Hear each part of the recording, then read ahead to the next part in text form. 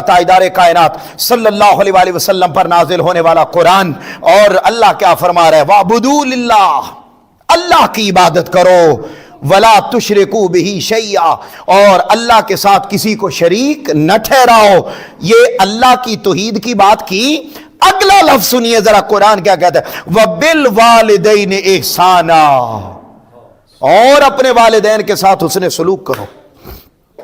یعنی اللہ کی عبادت کے بعد پہلا حق جو قرآن نے ہمیں بتایا وہ کون سا بتایا؟ عبادت کرو، اور اس کے ساتھ کیا کرنا ہے؟ والدین کے ساتھ حسن سلوک۔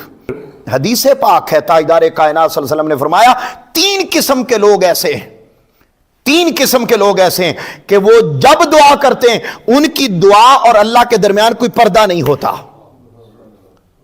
ذرا سنیے گا وہ حدیث پاک۔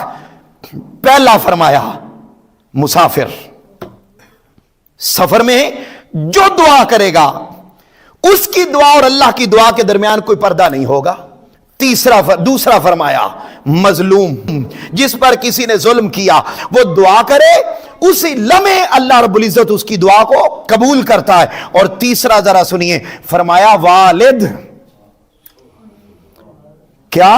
والد اپم پاکستان مشہور کر دیتا نا سارے، یہ میری ماں دی دعا ہے، ابے نو اسی اونجی سائڈ تے رکھے ہے دعا۔ اور اگلی آپ حیران ہوں گے کسی حدیث پاک میں، یا آپ حیران ہوں گے مگر میں بتا رہا ہوں کہ کسی حدیث پاک میں والدین کا اکٹھا ذکر تو آیا ہے کہ والدین دعا کریں تو قبول ہوتی ہے، کسی ایک حدیث میں بھی صرف ماں کی دعا کا تذکرہ ہی کوئی نہیں ہے کہ صرف ماں دعا کرے تو قبول ہوتی۔ ہاں، والد کو اللہ نے یہ پروٹوکول دیا، والد کو اللہ نے یہ اہمیت دی کہ فرمایا والد جو دعا اپنے بیٹے یا بیٹی کے لیے کرے گا، وہ جس لمحے کرے گا، جو دعا کرے گا، اس کے درمیان اور اللہ کے درمیان کوئی پردہ نہیں ہوتا، وہ ہر صورت دعا قبول کر لی جاتی ہے۔